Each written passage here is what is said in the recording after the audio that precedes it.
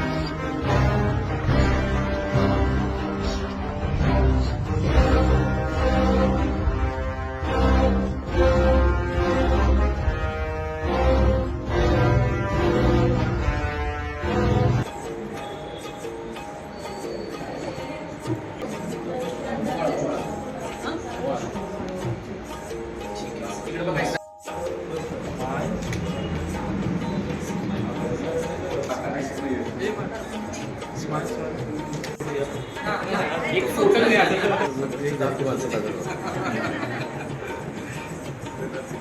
करा कर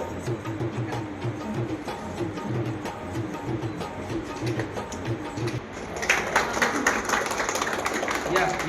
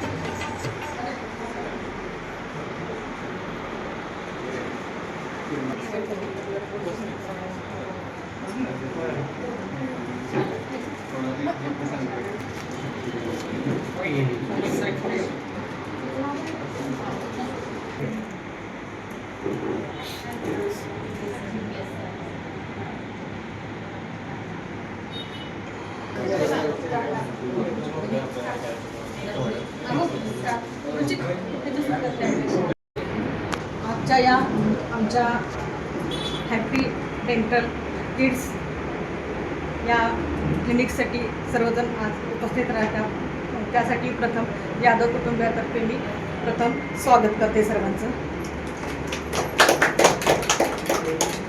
अगदी आमचा चिरंजीव डॉक्टर रुचित शिक्षण आम्ही आता म्हणजे तसं म्हटलं तर डॉक्टरी पेशा आमच्या घरातला पहिलाच आहे।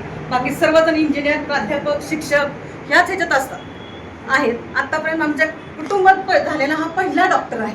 त्यामुळे आम्हाला पण सगळ्यात कुटुंबाला अभिमान आहे की खरंच वेगळं वातावरण आमच्या घरात निर्माण झालं की एखादा डॉक्टर आमच्या घरात असतो अशी फार पासून आमची सर्वांची येत होती। म्हणजे आमचे सासरे सुद्धा त्याच्यात त्या क्षेत्रात वाटायचं ना खरंच डॉक्टर एखादा व्हावं आपल्याकडं, पण बऱ्यापैकी आमच्याकडे इंजिनियरच झाले।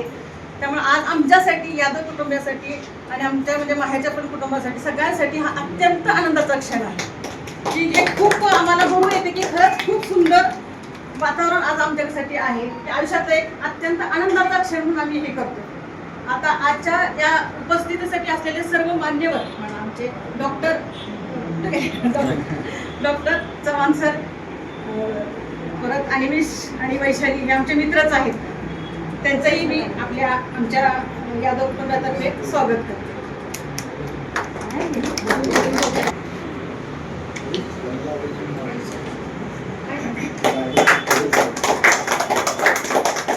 इथे बघा आधी, इथे बघा समोर।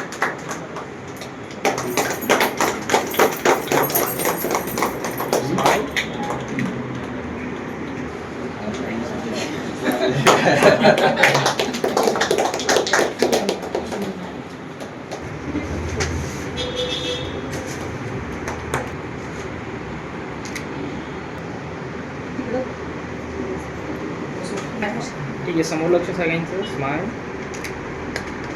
त्या क्लिनिकसाठी असणारे आमचे आर्किटेक्ट जोशी साहेब यांचा सत्कार. त्यांचा तो बजरंगी POP वाला आहे, मावत कारपेंटर आहे, त्यांचा रामप्रसाद पेंटर आहे.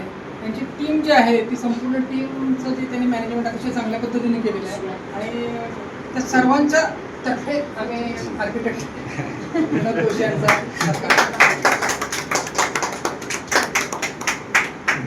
अमृताचं नाव घ्यायचं विसरलो.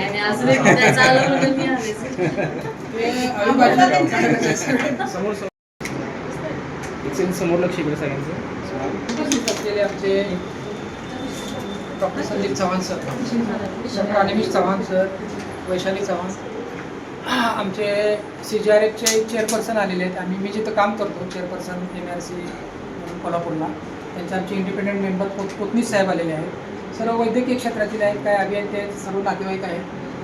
सर्वांचंच जाधव कुटुंबातर्फे मी स्वागत करतो. निश्चितनं जे की आता आमच्या मॅडम म्हटल्या, मिसेस म्हटल्या, त्या पद्धतीनं म्हणजे वैद्यकीय क्षेत्रामधलं पहिलं पाऊल आहे आणि हे वैद्यकीय क्षेत्रामधलं पहिलं पाऊल टाकताना सुद्धा जे काही मार्गदर्शन पाहिजे ते जे मार्गदर्शन आम्हाला अनिमेश चव्हाण, सुहास पोळ, आमचे मिनाज ही जी मंडळी आहे किंवा हे कशा पद्धतीने केलं पाहिजे. वैशालीने सांगितलं किंवा तू स्पेशलायझेशन ठीक आहे, MBBS च्या नंतरचा पहिला जर प्रिफरन्स देत असेल तर तू BDS ला दे, BMS वगैरे नको. म्हणजे मला त्यांनी सांगितलं त्यातले काय हा स्पेशालिटी आहे आणि तुम्ही MDS वगैरे केलं तर त्यात आणखी सुपर स्पेशालिटी होईल आणि त्या पद्धतीनं आपल्याला आम्हाला त्या पद्धतीत सर्वांचं मार्गदर्शन मिळालं. रुचितला जो एक वे आहे किंवा रस्ता आहे म्हणजे कशा पद्धतीनं व्यवसाय करायचाच आहे, परंतु समाजाभिमुख कशा पद्धतीने करायचे त्याची मानदंड असणारा आमचा अनिमेश आहे, आमची वैशाली आहे, आमचे मित्र आहेत, आमचे संदीप चव्हाण सर आहेत. डिसिप्लिन काय आहे ते संदीप चव्हाण सरांच्याकडून शिकायचं आहे. माणूस 9:30ला इथं आलेले आहेत, तिथं आम्हाला टेन्शन आलं की सर येऊन तिथं बसलेले आहेत. म्हणजे हे त्यांच्या कामाची पद्धत आहे.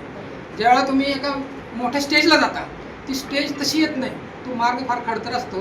त्यांनी त्यांचे जे काही म्हणजे बोलता बोलता मागंही त्यांनी सांगितलं की सुरुवात कशी केली, कशा खडतर पद्धतीने केली आणि सर्व परिस्थितीला सामोरं जाऊन पद्धतीने केली. कोरेगावमध्ये गेले, कोरेगावमध्ये त्यांनी पहिला त्याचं क्लिनिक टाकलं. त्या क्लिनिकमधले ते पाणी बादली स्वतःच आणत होते, स्वतःच ते रिसेप्शन होते आणि स्वतःच ते डॉक्टर होते. सुरुवातीचा ते 20-25-30 वर्षापूर्वीचा तो कालावधी होता. हळूहळू आज परभणीपर्यंत म्हणजे त्यांचं ते नाव झालेलं आहे. एक सिनियर पोस्ट साताऱ्यातलं एक म्हणजे नामवंत तज्ज्ञ म्हणून त्यांच्याकडे बघितलं जातं. त्याच्या पाठीमागचे त्यांचे कष्ट जे आहेत ते अतिशय म्हणजे वाखाणणी लोक आहेत, ते साधी कष्ट नाही बघत असतो. त्यांचे ते वागणं किंवा त्यांचे ते डिसिप्लिन म्हणजे त्यांना ते काय लागत त्यांचे ते ऑपरेशन्स बाजूला ठेवून ते इथं आलेले आहेत म्हणजे ते सुद्धा प्रेशर आहे आमच्यावर किंवा ते बाकीचं सगळं ठेवून ते आलेले आहेत. पण ते वेळ किती महत्त्वाचा आहे तो लक्षात आहे. परंतु त्या रुचितला इथं आशीर्वाद देण्यासाठी आले. तीच पद्धत आमच्या अनिमेशची आहे. चळवळीतला कार्यकर्ता आहे, आमचा मित्र आहे आणि एक वैद्यकीय क्षेत्रामधला मानदंड ज्याला आपण म्हटलं जातं अशा पद्धतीचं ही जी मंडळी त्यांना आम्हाला ह्या मित्रांचा आमच्या रास्त अभिमान आहे की ही मंडळी ठामपणानं एक वैयक्तिक एक चांगली दिशा देऊन चांगल्या पद्धतीनं काम करत आहेत. मोठा प्रोगामी विचारांची जी एक बैठक असलेली जो वैद्यकीय क्षेत्रामधला जो एक वर्ग आहे आणि ही चळवळ समाजाभिमुख पद्धतीने जी चालवली जाते ती आमचा सुहास आहे, अनिमेश आहे, राजेश देशपांडे आमचे आहे आलेले आहे. मिनाळे अजित सावंत आहे, त्यांचा मुलगा आहे, तो डॉक्टर चांगल्या पद्धतीनं झालेला आहे. ही सर्व मंडळी ती करत आहे. तो वारसा आम्ही रुचितला सांगतो की जी मंडळी त्या पद्धतीने आपल्याला वाटचाल करायची. सरांच्याकडून आपल्याला प्रत्येक ह्या नामवंतांच्याकडून आपल्याला शिक्षण घ्यायचं आहे, त्यांच्या पद्धतीने आपल्याला पुढचे पावलवाट करायची आहे. कारण अडचणी म्हणजे ह्या आहेत, बाकी सर्व गोष्टी आहेत तुझ्या म्हणजे त्याच्याबद्दल काय म्हणजे तो व्यवसायाचा भागच आहे सगळा तो. परंतु आपण ज्या समाजातून आलो त्या समाजाचं आपण देणं लागतो हे फार गरजेची बाब आहे. ज्या सोसायटीतून आपण आलो त्या समाजाचंही आपण देणं आहे आणि समाजाला ते देणं आपलं काम आहे. आज या कार्यक्रमासाठी आमच्या आवर्जून उपस्थित असलेले कोतनीस साहेब आलेले आहेत, कोल्हापूरवरून आलेले आहेत. म्हणून CGRF कोल्हापूरला काम करतो. कोतनीस साहेब अनिमेश तुमच्या शेजारी उभे राहिले आहेत. कोल्हापूरमध्ये अतिशय नामवंत असं त्यांच्या कार्याची दखल घेऊन शासनाने त्यांना माझ्याबरोबरच पोस्टिंग दिलेलं आहे. त्यांनी इंडिपेंडंट मेंबर म्हणून जो आमचा मंच आहे तिघांचा त्याच्यावर कोतनीस साहेब आहेत. माझं रुचीचे सर्व आहेत आर्किटेक्ट म्हणजे खऱ्या अर्थानं त्यांनी चांगल्या पद्धतीने आम्हाला सर्व बाबतीत सर्वच गोष्टी माहीत नव्हत्या, पण त्यांनी चांगल्या पद्धतीने प्रेमाने आम्ही जरा बरेच जरा रागावलेलो सुद्धा आहे. पण तो प्रेम आहे सगळे वडील आधी त्यांना सुरुवातीला सांगितलं तुमच्या बाबांना पण घेऊन या येणार. त्या पद्धतीने आम्ही, कारण कसं एक टीमवर काही सांगावं लागतं, हे सगळ्या बाजून जावं लागतं, काही आमच्या चुका होतात, काही चुकून दिले होते, सगळ्या गोष्टी गृहीत धरून पण ह्या सर्वांनी चांगल्या पद्धतीने आपल्याला काम केलं. आमचा तुषार बेडेकर आहे आणि सर्व आमची जी मंडळी आहेत, घरातली जी मंडळी, त्या घरातल्या मंडळींच्या लैंगिकशिवाय काम होऊ शकत नाही. आज आमच्या सासूबाई आलेले आहेत, माझी पुतणी योगिता आलेली आहे, आमची नाट्यमंडळी पल्लवी आहे आणि सर्वात महत्त्वाचे म्हणजे माझे उन्नी चिरंजीव यांचे मोलाचं सहकार्य आहे आणि त्यांच्याशिवाय कामच होऊ शकत नाही असे आमच्या अर्धांगिनी आहेत.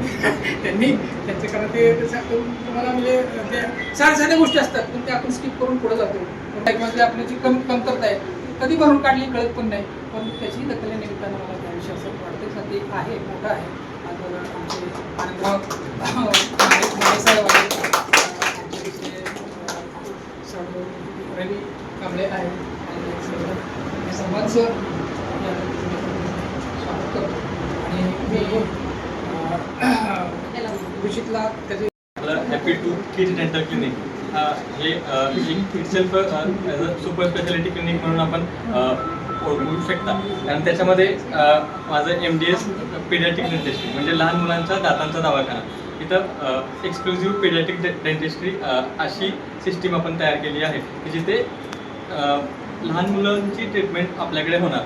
आणि मोस्टली आपण जनरल डेंटिस्ट वगैरे बाकीचे डेंटिस्ट असतात ते त्यांच्याकडे सुद्धा म्हणजे लहान मुलांची ट्रीटमेंट होते. पण आता येत्या काळानुसार किंवा over a period of decades या लास्ट 10 इयर्समध्ये थोडा हे कन्सेप्ट रिव्हॉल्युशन होतं आणि एक्सक्लुझिव्ह पेडियाट्रिक डेंटिस्ट हा एक कन्सेप्ट आला आहे की ज्याच्याकडे फक्त लहान मुलांची ट्रीटमेंट होते. तो आपण हा कन्सेप्ट इथे चालू करतो आहे.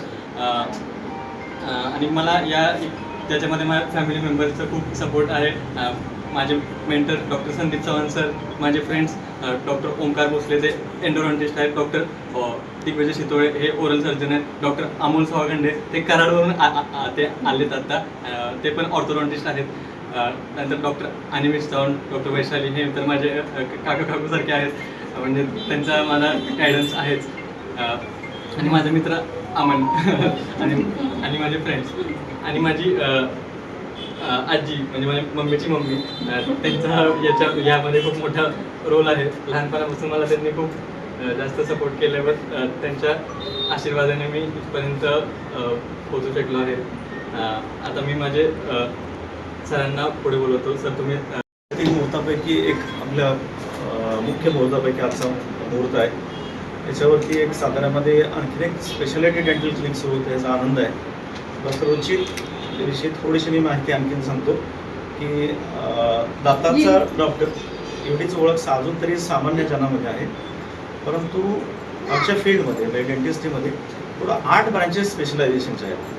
हा 10 वर्षातला झालेला मोठा बदल आहे. आता पोस्ट ग्रॅज्युएशन जे आहे ते गेले कित्येक 20-40 वर्षापासून आहे, पण त्यामध्ये उपलब्धता फार कमी होती. म्हणजे जर आपण थोडासा साताराचा विचार केला तर साधारणपणे 64 साली डॉक्टर लिहिले हे साताऱ्यामध्ये आले होते, ज्यावेळेला डेंटिस्टला डॉक्टर म्हणण्याची सुद्धा लोकांना फारशी गरज वाटायची नाही, त्याला अगदी दाताचे डॉक्टरच समजायचे. नंतर 74 साली डॉक्टर बोधे आले, 84 डॉक्टर RB देशपांडे आले.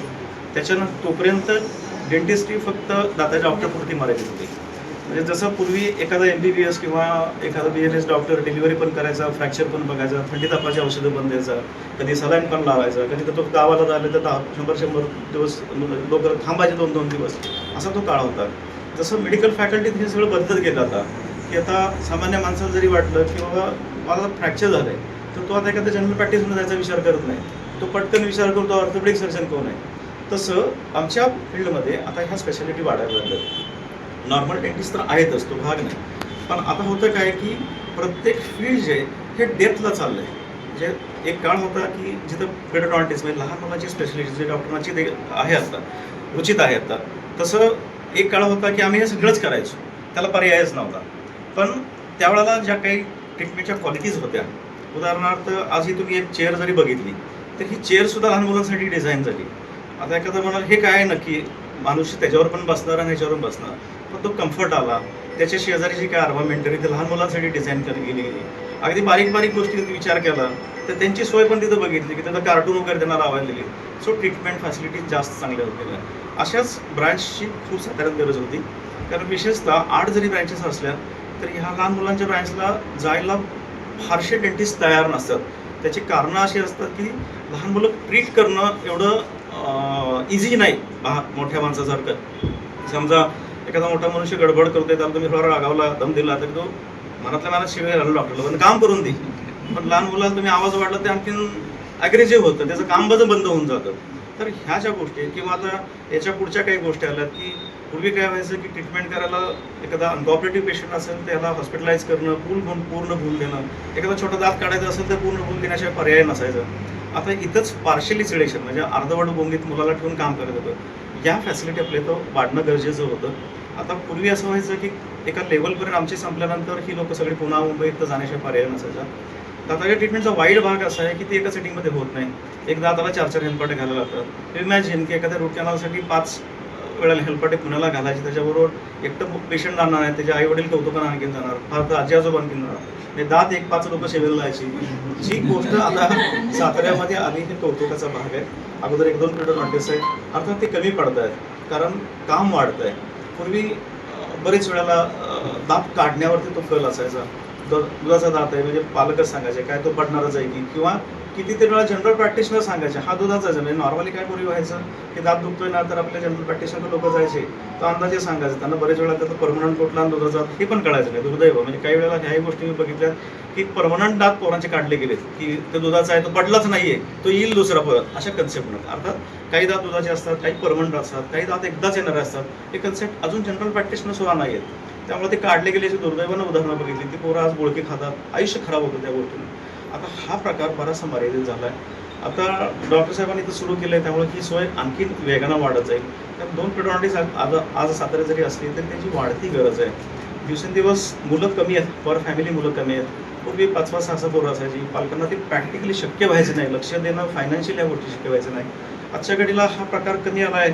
किड 1 किंवा 2 आहेत, त्यावर फोकस बाय पेरेंट्स, पुन्हा आणखीन 2 ग्रँड पेरेंट्स दोन्ही बाजूला, म्हणजे एक पोरगं 6 पोरांना कॉन्सन्ट्रेट झालं आहे. त्यामुळे त्याला थोडं जरी डोळ्यात पाणी आलं तरी लोकांना चलबिचल होते, ह्याचं हे होईल का त्याचं ते होईल का, इतकं चंद्रावर गेल्यासारखे शोध पालकाला लावत असतात. त्या अँगलनं पेडोडॉन्टिस्टची खरोखर गरज होती, मोठी गरज होती. ती डॉक्टर उचितनं आता भरून काढायला हरकत नाही. प्रॅक्टिस सुरू करताना मी थोड्या काही गोष्टी सांगेन. थोडंसं अलीकडच्या काळात हे वारंवार बघितलं जातं की शॉर्टकट्स नवी जनरेशन खूप घेते.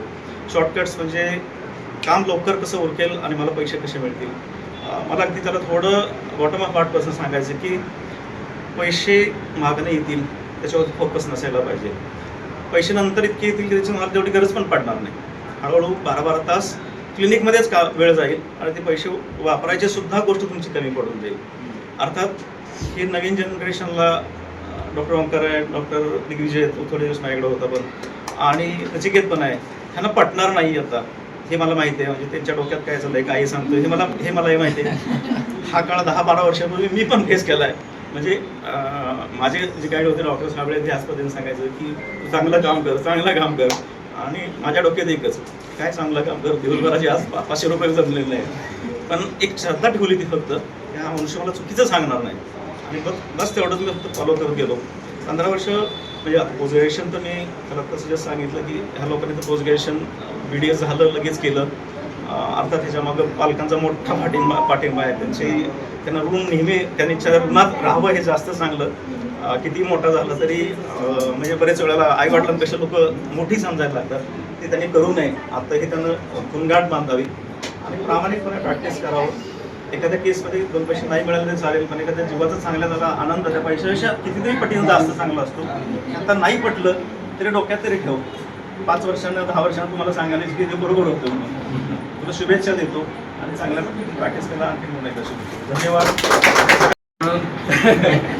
पेशंट म्हणून म्हणू शकत नाही, मी कितीही समजलो तरी मी इतका तरुण नाही. त्यामुळं आभार मानायला आपल्या फॅमिलीतर्फे आभार मानायला सगळ्यांचेच. तुमच्या आभार स्वतः सरांनी खूप महत्त्वाचं सांगितलं की तुम्ही इतकी वर्ष त्याला जे पुढं आणलेलं आहे ते नक्कीच महत्त्वाचं आहे. सायकियाट्रिस्ट म्हणून थोडासा विचार केला तर आहे माझाही संबंध, कारण दाताशी नसलं तरी हसण्याशी संबंध आहे आणि चांगलं हसणं हे नेहमीच चांगल्या दातांशी संबंधित आहे. होय की नाही? हं? किती दात आहेत? बरं. तर हे छान हास्य इथं बोलवण्यासाठी तुम्ही रचना पण खूप छान केली, तुमचे अभिनंदन. आणि या पद्धतीनं मुलांचं हसणं हे त्यांच्या आयुष्यभर त्यांना पुरणारं देणगी असणार आहे आणि त्यासाठी दाताचं महत्त्व नक्कीच आहे आणि ते आपण इथं मूलभूत काम इथं करतो आहे. सायकॅट्रिकच्या दृष्टीतून पण म्हणलं तसं हे महत्त्वाचं आहे आणि यासाठी आम्ही सतत तुझ्यासोबत राहू. सरांनी सांगितलेलं खूप महत्त्वाचं आहे की कष्टाला पर्याय नाही. कष्टातून सगळं मिळणार आहे, सगळं साध्य होणार आहे, पण आपण तिथे शॉर्टकट मात्र नाही करायचा. आणि हा विश्वास मी कदाचित आपल्या इथं उपस्थित सगळ्यांना रुचितच्या तर्फे देतो की रुचित कुठं कष्टात कमी पडणार. वैशालीचे पण आभार मी तुझ्या वतीनं मानतो. खरा मार्ग आम्हाला वैशालीने दाखवला. आम्हाला काहीच माहिती नव्हतं. मला आठवतंय. रुचितनं दोनदा नीटची परीक्षा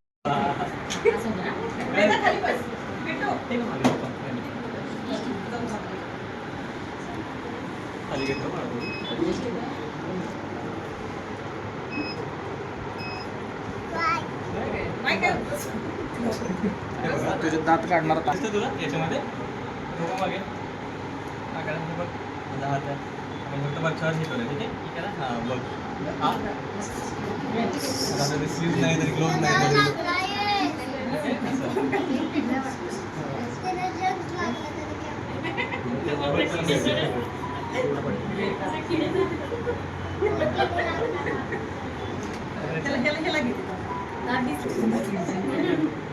किती मोठं झालं असतं 3-4 वर्षापूर्वी तू रडत होतास अडत गेलं आपण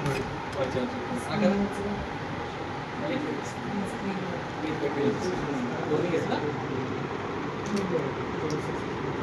बघ कसं झालंय तिला किडा लागला नाही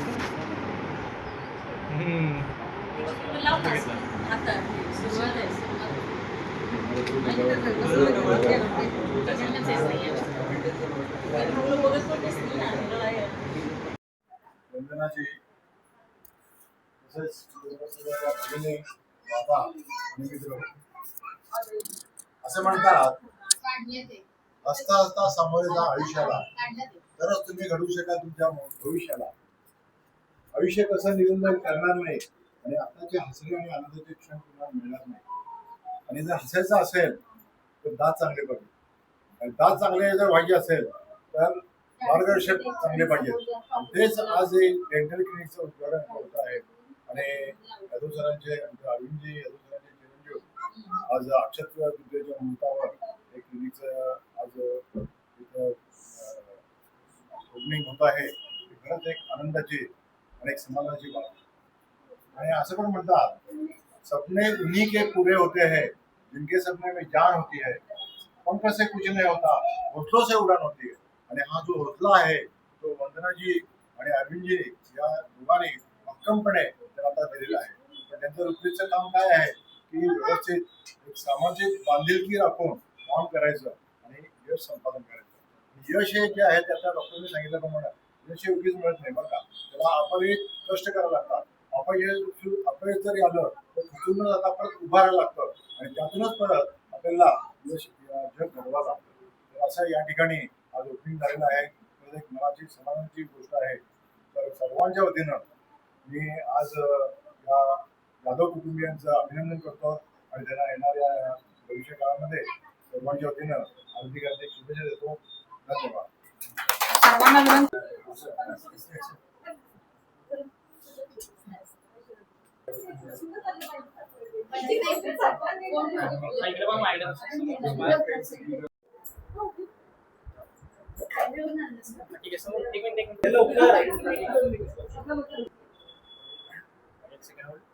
समोर लक्ष सगळ्यांचे मला फार अभिमान वाटतोय, आनंद झालाय मला, गगनाला मावळला आनंद एवढा झालाय.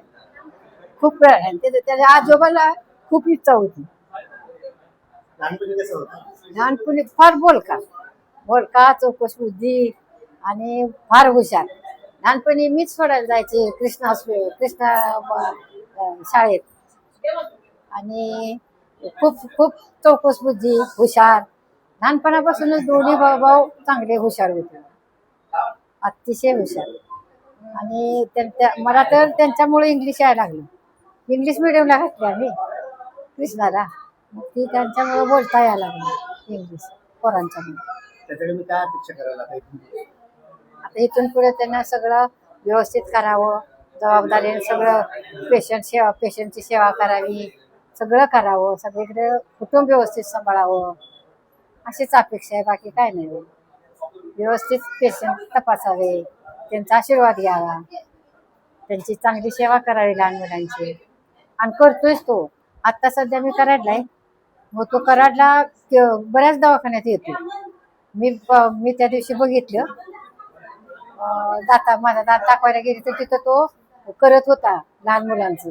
तर खूप वाचून पोरं करत नाहीत, इतकं त्याच्यात कौशल्य आहे लहान मुलाचं करायचं. खूप छान आहे.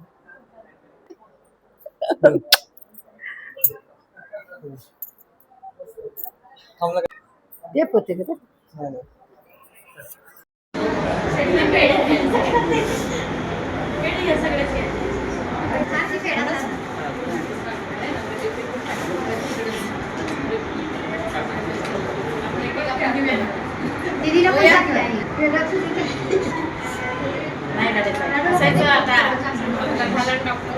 एक गिफ्ट ओके आपल्याला, आणि आपलं गिफ्ट घरी ठेवून आलं.